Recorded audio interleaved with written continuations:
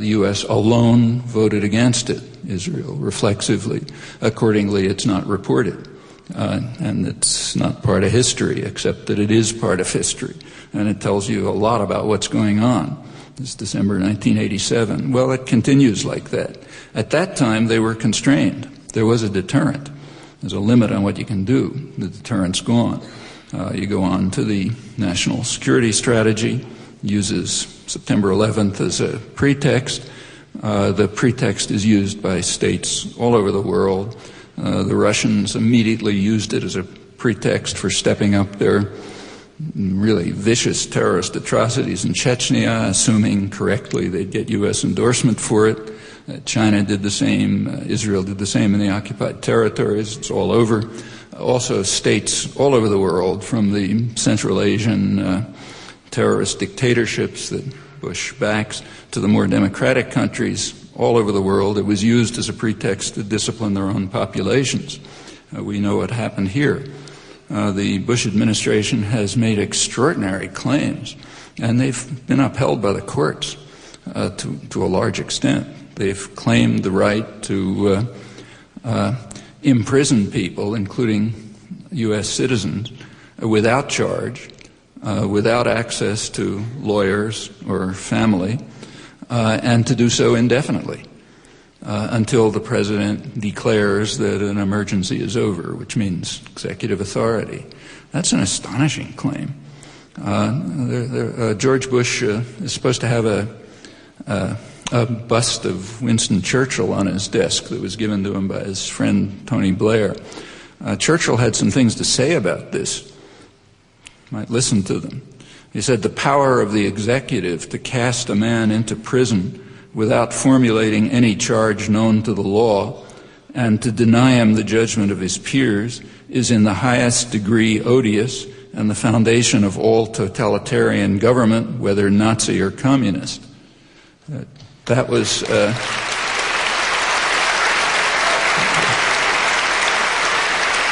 that's what is being claimed and implemented by the United States. Churchill said this in 1943.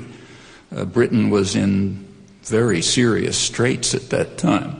They were under attack by the most murderous military force in history and came close to being destroyed. That's the moment at which Churchill declared that. And whatever you think about the threats to the United States, they're nothing like that.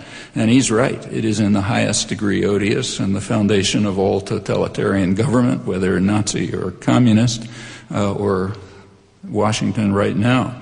Those are just plain facts. Take a look. And it's getting worse.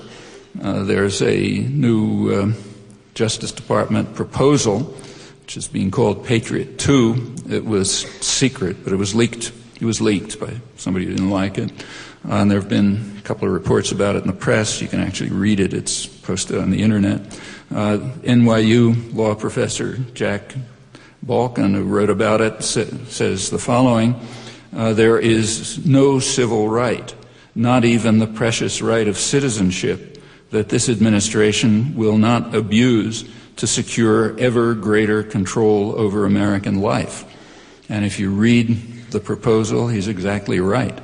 It even grants the Justice Department the right to take away citizenship just by inference, what they call inference, not any actual actions. They somehow infer from something they don't like that they don't like you, they can take away your citizenship. Nothing's ever been claimed like that. That goes far beyond what Churchill described as in the highest degree odious. Well, whether that's implemented or not is up to us. Alan Gilbert here has a recent book which he opens by quoting James Madison, who warned about those who seize upon dangers abroad to blind your eyes to dangers at home. That rings pretty true. Worth thinking about. Well, September 11th was the pretext. National Security Council security strategy was announced. Election campaign came along. The doctrine was announced, the doctrine of war against anybody you don't like, preventive war. The purpose is to establish that as a norm of behavior, what international legal scholars will call a new norm in international law. But to establish a norm, you have to do more than declare it. You have to illustrate it. You have to carry it out. You got to show that you're going to do it. Then it becomes a norm if you're a rich and powerful country, not if you're somebody else. Well, how do you do it? You got to pick a target. Target has to meet several conditions. One condition is it has to be defenseless. You got to make sure that you're going to have an overwhelming victory so you can rejoice over the destruction of people from a safe distance. Secondly, it's got to be important. So, like, there's no point going after, Burundi or some place like that. It's got to be a place that matters. Okay, what state satisfies those two conditions? Completely defenseless and very important. Well, that's Iraq. It's been utterly devastated by a decade of sanctions. It's the weakest country in the region, which is why it's not feared, no matter how much it's hated. Even in Kuwait and Iran, which Saddam invaded, not feared. In fact, for the last 5 years, they've been trying to reintegrate it into the regional system over strong U.S. objectives. It's the United States that fears it alone, just like it feared Nicaragua and Grenada and other demons. And it's extremely important. It has the second largest oil reserves in the world. Back as far back as 1945, the State Department described Persian Gulf oil resources as, in their words, a stupendous source of strategic power, one of the greatest material prizes in world history. Ever since then, the U.S. has been determined to control it. It's a leading principle of foreign policy. Actually, it goes back before, but it was the British before. And it's understandable. You don't give away a stupendous source of strategic power and one of the greatest material prizes in world history. It's important to recognize that means control, not access. The U.S. didn't need the oil. In fact, it barely needs it today.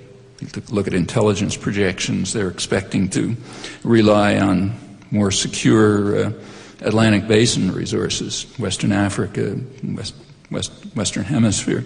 But they want to control it, just as they did after the Second World War. And there's a reason for that. If you control a stupendous source of strategic power, you control the world. That's a lever of world control. You have what planners at the time called veto power over other countries. You can also set prices and production levels within the range that you want, and you can make sure that the profits flow back into the right pockets. It is enormous. To gain control over this resource and to have probably military bases there is a tremendous achievement for world control, if that's what you're aiming at. You read counter-arguments to this, and they're worth looking at. So it's argued that can't be true because the costs of reconstruction are going to be greater than the profits that will be made. Well, maybe that's true, maybe it isn't, but it's totally irrelevant. And the reason is because the costs of reconstruction are going to be paid by the taxpayer, by you. And the profits are going to go right into the pockets of the energy corporations. So doesn't matter how they balance out, it's just another taxpayer subsidy to the rich. Doesn't matter what the numbers are. So all the discussions are completely irrelevant. The profits will go to, Bechtel Corporation or Dick Cheney's Halliburton Empire or one thing or another, which will be chosen to what will be called rebuild Iraq at taxpayer expense. That's part of the way in which you transfer wealth and power from the population to the rich. Many ways, and that's one. Is there another way to proceed at this point? Yeah, there sure is. The United States could pay reparations to Iraq. That would be proper. And remember what it is. I mean, you're not reading about it in the newspapers, but you all know it's reparations from 20 years of devastation of Iraq. First 10 years of support for Saddam Hussein, right through his worst atrocities. The guy's now in office. They didn't care about the atrocities, continued to support him, provide him with means to develop weapons of mass destruction. They even said why they were doing it. It didn't have to do with the war with Iran. It continued after Iran. The reason was because of, as George Bush #1 explained, his administration, our duty to support American exporters. That's why we had to support Saddam Hussein after the gassing of the Kurds and everything else. And then they added the usual boilerplate about Saddam Hussein being a source of stability and, we can help improve the human rights situation and so on. That went right up to the day of the invasion of Kuwait.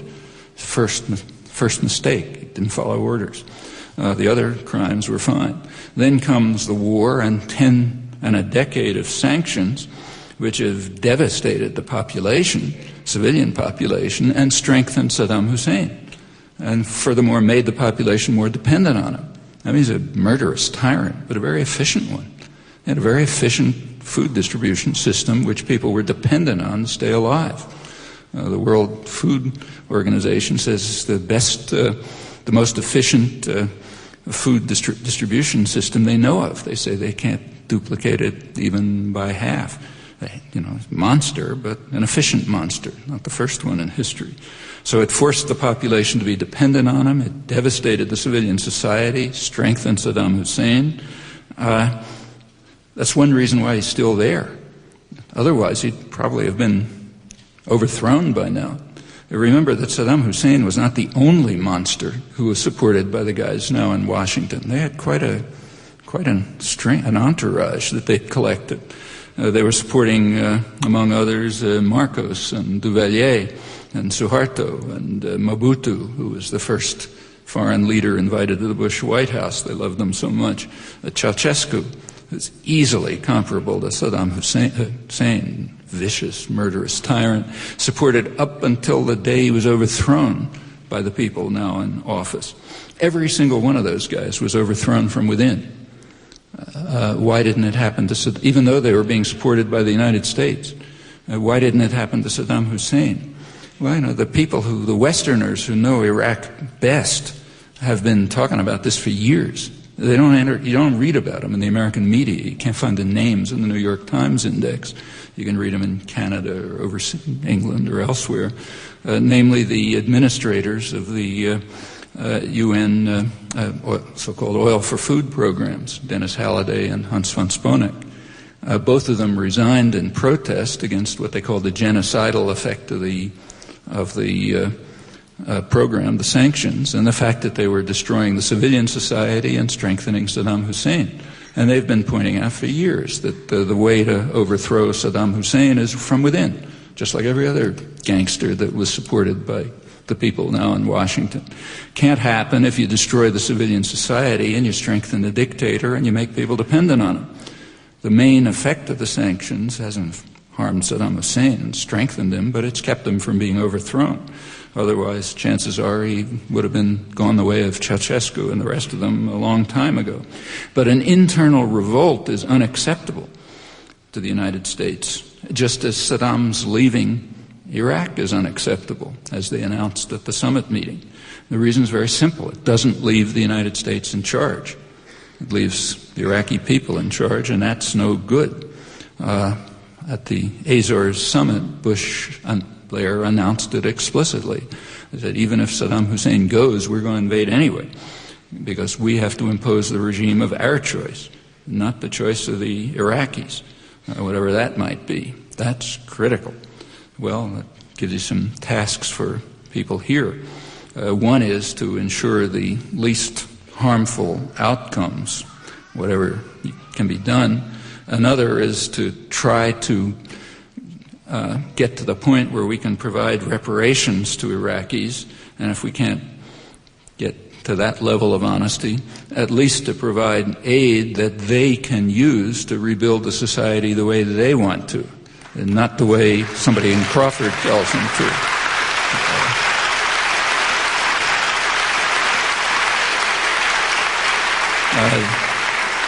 The next task after that, and Karl Rove just told you this morning what it is, as if you didn't know, was to face the next challenge as the new norm in international relations is put into effect somewhere else. now that it's been established by this action. You want to know what it is?